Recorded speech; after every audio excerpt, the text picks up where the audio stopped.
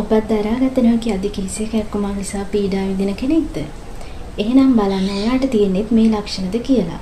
හිසේ එක පැත්තක අනින්නක් වගේ දැනෙන අධික වේදනාව, වමනය, ඕක්කාරය, ඇස්වල බොඳ ගතියක් දැනීම, අධික ලෙස කේන්ති යාම, අධිකාලෝකයේ අධික ශබ්දය දරාගත නොහැකි බවක් දැනීම මේ වගේ ලක්ෂණ තියෙනවා නම් ඔයාට තියෙනෙත් මිග්‍රේන් කියන රෝගී තත්ත්වය වෙන්න පුළුවන්.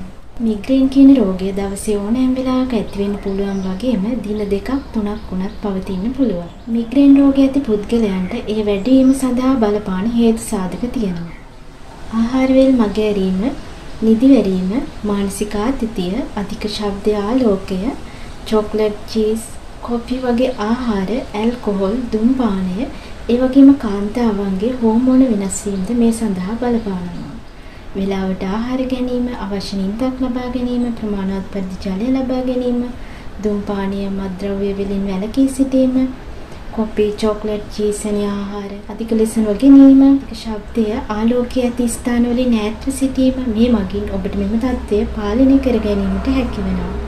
ඒ වගේම අවශ්‍ය වෛද්‍ය උපදෙස් ලබා ගැනීම මගින් තවදුරටත් මෙම තත්ත්වය පාලනය කර ගැනීමට ඔබට පුළුවන්.